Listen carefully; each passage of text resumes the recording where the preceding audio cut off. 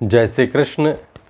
मेरे परम प्रिय भाइयों और बहनों, आज हम ऐसे विषय पर बात करने वाले हैं जो हम सब के दिल के करीब है। हम सब बचपन में होते हैं, किशोरावस्था में आते हैं, फिर युवान अवस्था में आते हैं, प्रौढ़ होते हैं, वृद्ध होते हैं, धीरे धीरे क्षीण होते हैं और दुनिया से विदा हो जाते हैं। हमारे शरीर की स्थिति चाहे जैसी भी हो, लेकिन हम सब की यह कोशिश रहती है, ऐसी कामना रहती है कि हम हमेशा युवान बने रहें। हम ऐसे ही एक विषय पर आज चर्चा करेंगे जो सत्य है, संभव है और उसे हम कुछ अभ्यासों के द्वारा जीवन में सत्य होते हुए, जिसे मैं ये कहूँ कि अनुभव कर सकते हैं, वो हमारे जीवन में उतर सकता है। हम सब से जब कोई पूछता है कि आपकी उम्र कितनी है, तो हम तुरंत रिकॉल करते हैं कि मेरा डेट ऑफ बर्थ ये था, वहाँ से कैलकुलेट करते और बता देते कि मेरी उम्र ये है। तो एक तो ये उम्र है, लेकिन क्या आपको लगता है कि ये उम्र सही है? यदि मैं आपसे कहूँ कि आपकी उम्र की गणना करने का यह तरीका गलत है, तो शायद आप मुझसे सहमत ना हो, लेकिन जब ये बात पूरी होगी तो शायद आपको लगे कि हाँ, यह बात सही ही है। हम सब जानते हैं कि हम पृथ्वी पर रहते हैं और पृथ्वी सूर्य के चारों ओर परिक्रमा करती है। हम जिस कालखंड में जन्म लेते हैं, यह पृथ्वी घूमते घूमते उसी स्थान पर जब वापस आ जाती है, तो हम कहते हैं कि 1 वर्ष का समय हमने जी लिया, ऐसा कहते हैं हम। लेकिन यह हमारी उम्र कैसे हो सकती है? ये तो पृथ्वी के घूमने का कालखंड है जो हम गणना करते हैं और यह बताते हैं कि मेरी उम्र इतनी हुई। लेकिन इसके अलावा भी कई तत्व ऐसे हैं जिन पर हमारी जो दिखने वाली उम्र है, वास्तविक उम्र है, वह निर्भर करती है। तो पहली तो थी यह काल गणना वाली उम्र कि जिस समय में हमारा जन्म हुआ उसकी स्टाम्पिंग हो गई, और इस उम्र को लेकर हम कुछ भी छेड़छाड़ नहीं कर सकते, क्योंकि घूम तो रही है धरती, उसे हम रोक सकते नहीं, और धरती घूमेगी, उम्र हमारी बढ़ेगी, ऐसा ही विधान है। उम्र का जो दूसरा एस्पेक्ट है वो ये है कि हमारा जो यह दर्शन है शरीर का, यह दर्शन करने वाले को कितनी उम्र का आभास करवाता है। इसे हम ऐसे समझें कि हमारे कोई पुराने मित्र हों या हमारे रिश्तेदार हों जिनसे हम बचपन में मिले हों और फिर किसी फैमिली गेट टुगेदर में, शादी ब्याह में इकट्ठे हुए हों, तो हमें देखकर कई लोगों से आश्चर्य का आभास होता है। कुछ लोग हमें ऐसे दिखते हैं जो ऐसा लगता है कि हमसे उम्र में काफ़ी छोटे हैं, फिट लगते हैं, उनकी स्किन की क्वालिटी भी अच्छी है, हेयर्स के भी कलर में कोई ज़्यादा परिवर्तन नहीं हुआ होता है। But at the same time कुछ लोगों को हम देखते हैं तो हमें ऐसा लगता है कि अरे तू तो बूढ़ा हो गया, तबीयत वगैरह ठीक है ना, तेरी उम्र इतनी ज़्यादा कैसे लग रही है, रिंकल्स आ गए चेहरे पर, बाल सारे सफ़ेद हो गए। ऐसा अनुभव हम सब ने किया होता है। अब मैं अपनी बात पर आता हूँ कि जो काल गणना वाली हमारी उम्र की बात है, जो हम सारे डॉक्यूमेंट्स में लिखते हैं, सबको बताते हैं, यदि वो सही होती तो एक निश्चित उम्र में सभी लोगों को एक जैसा दिखना होना चाहिए था। लेकिन ऐसा होता नहीं। कोई 60 साल की उम्र में 45 जैसा दिखता है, कोई 60 साल की उम्र में 75 जैसा दिखता है। इसका मतलब कि इस गणना में कुछ सुधार की गुंजाइश है। तो दूसरी तरह की उम्र की जो हमने बात करी, ये हमारे दर्शन के करने से जो आभास होता है हमारी उम्र के बारे में, या हम जो अंदाज लगाते हैं, उस उम्र की चर्चा है। तीसरी उम्र हमारी जो है वो हमारी बायोलॉजिकल एज है। बायोलॉजिकल एज का मतलब क्या हुआ? हमारे शरीर के जो आंतरिक अंग हैं, शरीर की संरचना है, जो ढांचा हमारे शरीर का है, ये कितना ठीक ठाक है, इसके ऊपर यह उम्र निर्भर करती है। अब किसी का शरीर कमज़ोर है, लीवर उसका बहुत ख़राब हो चुका है, डाइजेस्टिव सिस्टम ख़राब है, किडनियों का फंक्शन डाउनवर्ड जा रहा है, या दूसरी कोई अक्षमता शरीर में है, तो फिर उसकी उम्र की एक्सपेक्टेंसी को हम कम करके आंकते हैं कि भाई तुम्हें तो इतनी यात्रा करनी है, ये शरीर लेके तुम कहाँ तक जाओगे।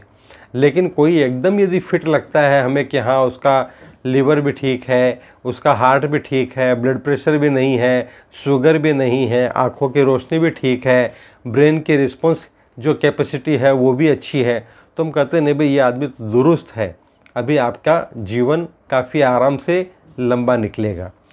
ये जो हमारे शरीर की मेडिकल अवस्था है, हमारे अंगों की, सिस्टम की, हमारे शरीर की, इसको हम एक तरह की उम्र मान सकते हैं और ये है बायोलॉजिकल एज।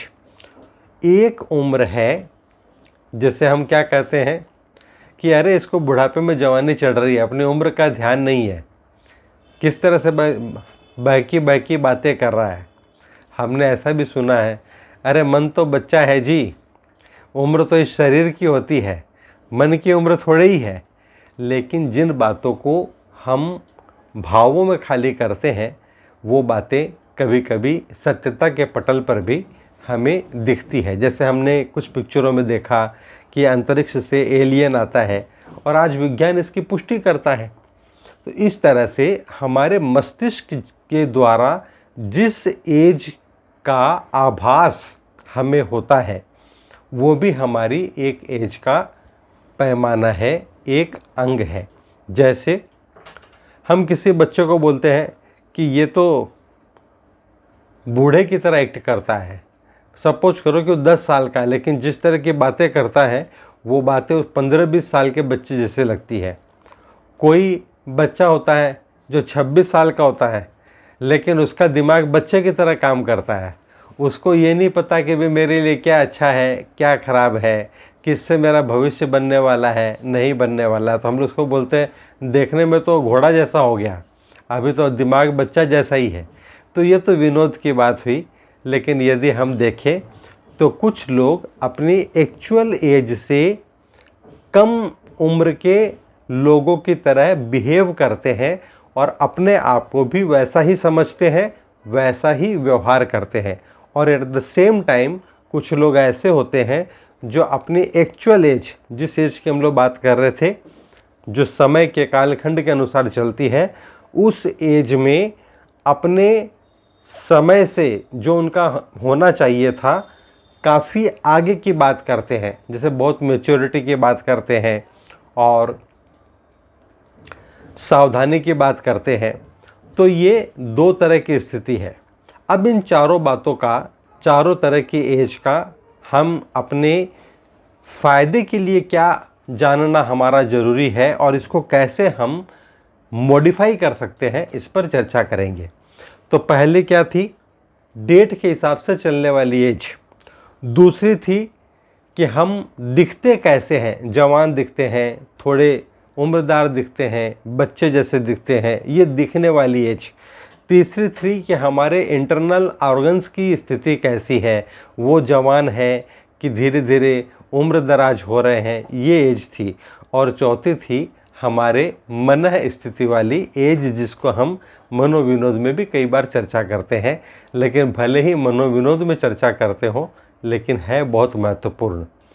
अब ऐसा देखा गया कि जो अपने उम्र से ज़्यादा उम्र के लोगों की तरह बिहेव करते हैं, उनके लाइफ एक्सपेक्टेंसी कम हो जाती है, क्योंकि ब्रेन उनकी उसी तरह से मैच्योर हो रही है, रोगों का ऑनसेट भी उसी तरह से होता है। और जो कम की तरह बिहेव कर रहे हैं उनके साथ इसका ठीक उल्टा रहता है। अब यदि बायोलॉजिकल एज है, किसी के ऑर्गन्स वगैरह बहुत यंग है, अच्छे हैं, एकदम स्वस्थ है, कैपेसिटी उनकी एकदम ऑप्टिमम है, तो जाहिर सी बात है कि उनकी लाइफ एक्सपेक्टेंसी ज़्यादा होगी, जो डिजीज का अटैक है वो कम होगा, कार्य क्षमता उनकी अच्छी होगी, और ये सब ठीक रहेगा तो मन भी आनंद की स्थिति में रहेगा, एनर्जी का लेवल भी अच्छा रहेगा। अब ये दोनों बातें ठीक है तो इसका प्रभाव कहते हैं कि समृद्धि और स्वास्थ्य चेहरे से दिखता है। ये दोनों बातें अंदर से ठीक होगी, ये दोनों बातें रिलेटेड है हमारे अंदर के स्वास्थ्य से, तो हमारे चेहरे पर भी ओज, तेज, कांति ये सब दिखेगा। और यदि तीनों बातें हमारे फेवर में है तो जो एज की बात हम कर रहे थे, जो इतने मंथ की इतनी तारीख को इस साल में इस शरीर का जन्म हुआ था, वो फिर खाली एक डॉक्यूमेंटेशन के लिए ही उसका औचित्य रह जाता है।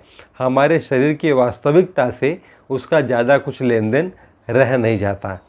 अब हमारे लिए इसमें सिल्वर लाइनिंग क्या है, रे ऑफ होप क्या है, ये है कि वैज्ञानिकों की रिसर्च के अनुसार और व्यावहारिकता के हिसाब से भी हम जब बेहतर लाइफ स्टाइल अपने जीवन में लाते हैं, योग को साधन बनाकर अपने जीवन में उतारते हैं, योगम शरणम गच्छामि, योग की शरण में हो जाते हैं, और श्री हरि की शरणागति तो कहने की आवश्यकता ही नहीं है कि योग की शरणागति ही माध्यम है श्री हरि की शरणागति के लिए।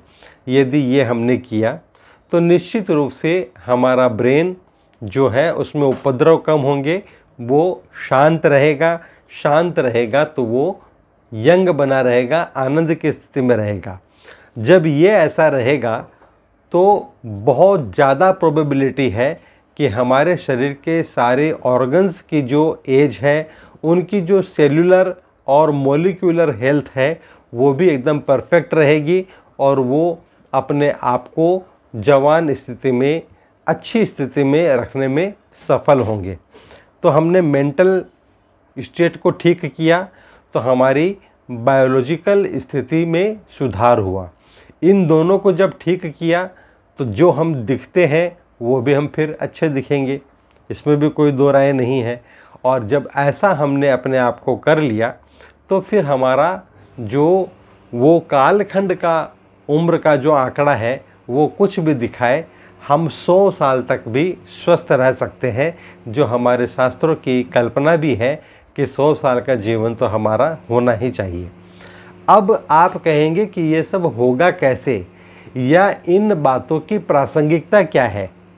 तो ये बातें विज्ञान सम्मत है, व्यवहार सम्मत है, अनुभव सम्मत है।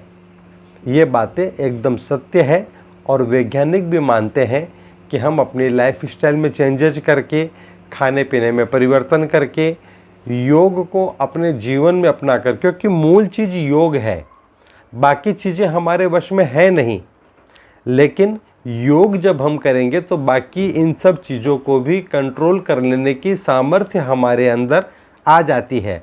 और इन सब चीज़ों को जब हम सामर्थ्य को प्राप्त करके सही दिशा में लगाते हैं, तब फिर हम ज़्यादा समय तक युवान बने रह सकते हैं।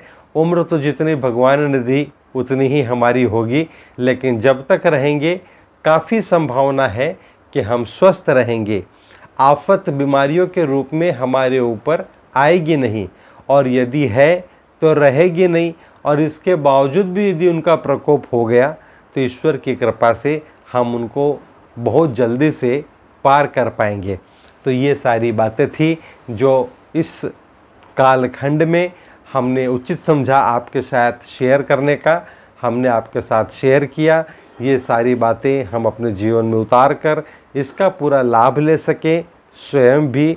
इसके लिए आप वीडियो को देखें, लाइक करें, और जिनको आप केयर करते हो जीवन में, जो आपके लिए महत्वपूर्ण लोग हैं, उनको भी आप इनको फॉरवर्ड करें, और ऐसे सार गर्भित तथ्य आपको समय समय पर मिलते रहें और कोई चूक ना हो, इसके लिए आप चैनल को सब्सक्राइब कर दें, ताकि जब हम कोई नया वीडियो आपकी सेवा में लोड करें तो आपको तुरंत उसकी खबर मिले, और सबसे पहले आप उसका लाभ लेने वाले भाग्यशाली व्यक्ति हों। तो आप इसी तरह से अपना आशीर्वाद भी हमें देते रहें, हमारी सेवा का लाभ लेते रहें। इस शुभकामना के साथ आपसे विदा चाहेंगे। जय श्री कृष्ण।